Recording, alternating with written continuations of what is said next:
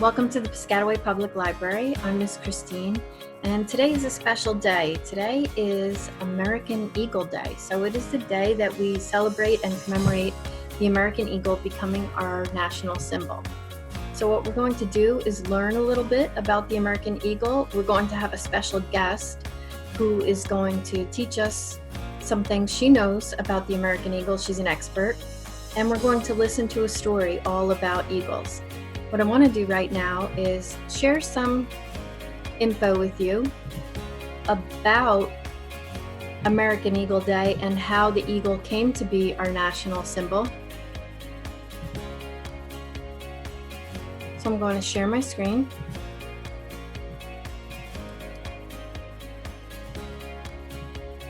And let's talk about American eagles and American Eagle Day. So how did the bald eagle become our national symbol? It was selected as our national symbol on this day, June 20th, in 1782 by the Second Continental Congress. So as our national symbol, you can see it in a lot of places. You can see it on our currency, that means money. You can see it on our buildings, and you can see it in some of our official emblems. So the American eagle is a prominent figure in American culture. So why is it a good symbol for our nation? Well, it lives only in North America. It is a symbol of strength, and it's a pretty independent bird. So some cool facts about eagles. Sometimes they're a scavenger, sometimes they're a predator, and they love to eat fish. They can have a massive wingspan of about 7 feet long. Bald eagles pick one mate and stay with them their whole lives. And bald eagles are a type of raptor. That's a classification of birds that include eagles, hawks, and owls, and that really means birds of prey. So birds who eat other birds and animals. Bald eagles specifically love fish. So have you ever heard the term eagle eye? Eagles have super strong retinas that boost their vision, so they have amazing vision and eyesight. And during the 1970s, bald eagles were an endangered species, but now they are off the endangered list. So we have a place right here in New Jersey called the Raptor Trust that takes care of birds of prey. Remember, raptors are different kinds of birds of prey. So I just want a quick look at their website. So they are not currently open to the public until the restrictions are lifted, but it's a place in New Jersey where people can go and learn all about birds, and the birds actually live there. And they rehabilitate birds, which means if they're wounded, the Raptor Trust is a place where you can call and they will get the bird and help them to heal. Okay, so we are lucky today that we have a special guest. Her name is Shari Stern, and she's the Director of Education at the Raptor Trust, and she is going to teach us all about eagles.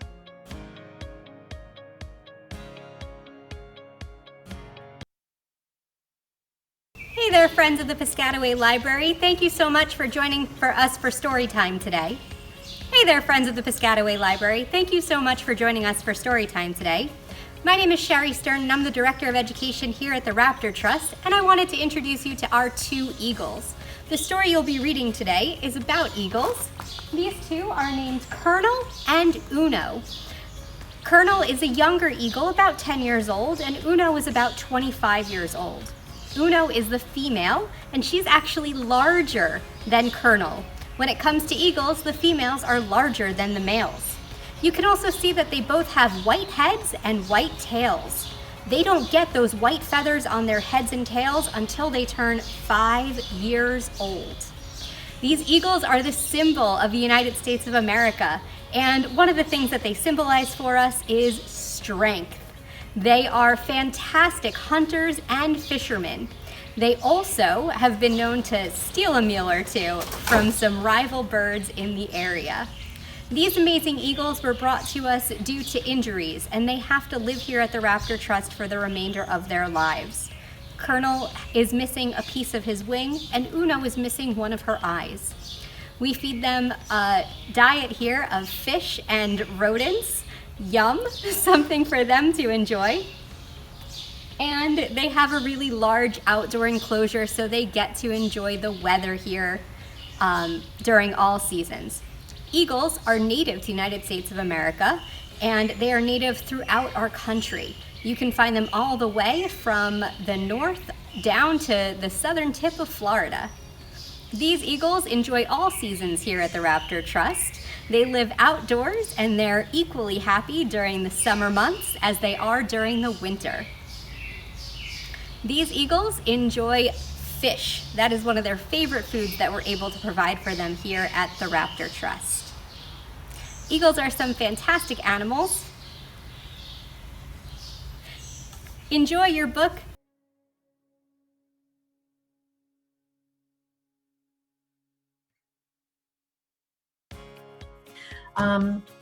It's a traditional folktale from the Pacific Northwest in America called the Eagle's Song. A long, long time ago, a group of people lived in a majestic land of light and darkness. Their gray huts all faced the sea, and they never gathered or even spoke to one another because they were separated by thick forests. And like a thick fog that dims the sun, loneliness filled their lives, and their hearts turned as cold as the wilderness around them. In one of the houses, there lived 3 brothers. 2 of them were skilled hunters, and their hard work provided plenty of meat and furs, but they never thought to share it with the neighbors because they never saw them. Ermine, the youngest brother, wasn't a hunter at all. He preferred to stay home and carve bowls and build boxes to hold the food and clothing the brothers supplied. By the dim light of his oil lamp, he decorated his creations with paintings and animals. His brothers shook their heads and didn't understand, but for him it was comforting, so he kept on drawing and painting. Well, one day, the brothers went out to hunt, and they did not return. So under the shadow of clouds and sun, Ermine set out to find his brothers. The ice crackled and snapped beneath his feet, and a fierce wind howled through the treetops. He heard a rhythmic throbbing that filled the air all around him. The slow beat grew steadily stronger. As he walked deep into the forest, he followed the strange sound. Then suddenly, he caught sight of a dark spot up in the sky.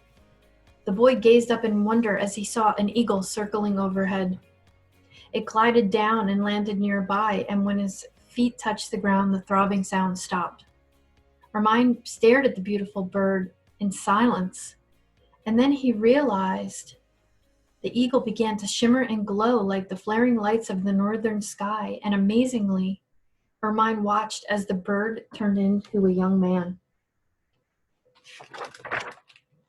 The man approached the boy and said, "My heartbeat led your brothers to me.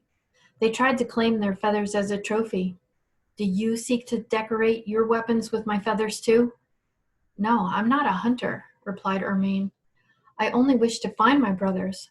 "Well, when your brothers tried to harm me, they changed into rivers as icy as their hearts, and I cannot bring them back. But your spirit is different than theirs. If you promise to listen and learn from a heart wiser than yours, you may find the key to releasing them." Ermine wondered what he was talking about, but he said, "I promise." "Come with me then. My mother has much to teach you." And in a blaze of light, the man turned back into an eagle. Ermine climbed on his back, and together they soared through the mountaintops. And when they landed, the eagle man guided Ermine to a hall larger than any hut he had ever seen. And in the corner sat a woman dressed in feathers. And the strange throbbing started again, but this time much fainter.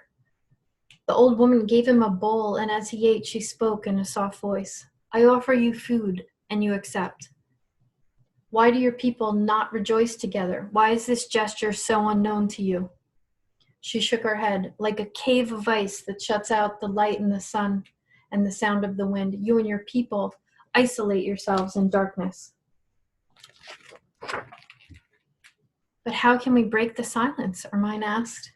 And from beneath her feathered cloak, the mother pulled out a hollow log with caribou skin stretched on either side. "By learning to celebrate life the way the birds and the animals do, with sounds and movements that honor the earth and all that it offers. You will listen and learn. Then, in a tone that matched the rhythm she was making, she murmured, "Why does the sea lion bark at the surf?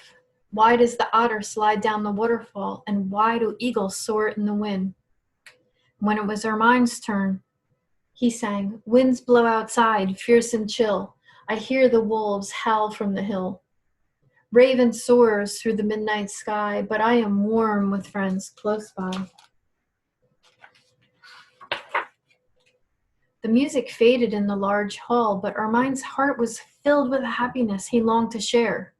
And with a nod of her gray head, the eagle mother motioned to her son that it was time to return Ermine. When your people have learned to use the gift of song to break their silence, your brothers will be released, and I will receive a gift in return. Their journey came to an end at the place where they had met. The eagle man pressed a fistful of feathers from his shining cloak into Ermine's hand, and he flew away.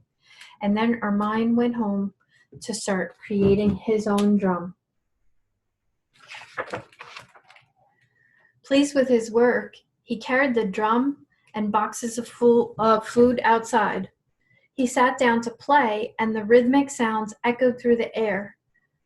The children were the first to hear. They came running. Faster and faster he struck the drum, and they began dancing.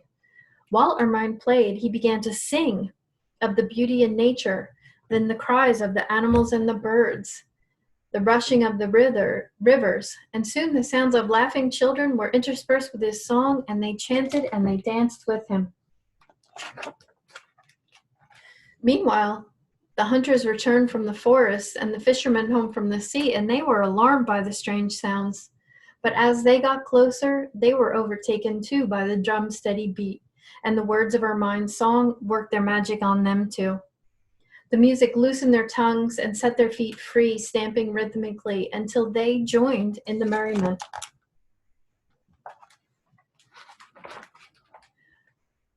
A dusk deepened into the night, and the winds carried the echoing music throughout the land. The animals and birds heard the sounds and felt their magic, and in pairs of all kinds, creatures gathered around near the hut. Wolves, ravens, hawks, and even bears danced among them. Throughout the night, the festival grew even more joyful. Everyone welcomed new guests and invited them to join in the festivities, and the celebration continued with much energy and laughter.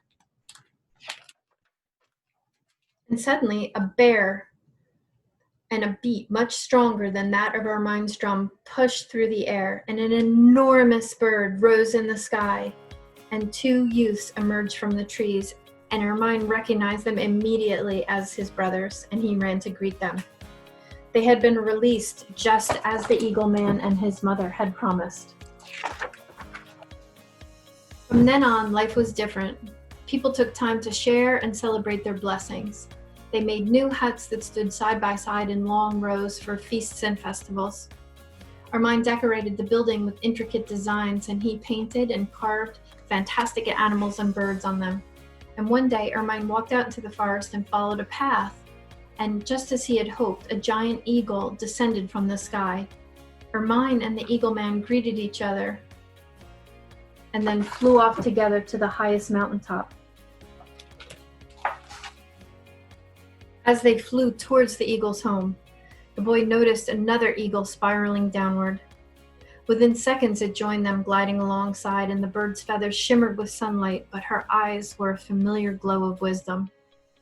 With a flap of her newly powerful wings, the eagle mother showed Ermine that she had too received her gift. Through the warmth and energy created by the songs of the people, the ancient mother had once again become young. The end.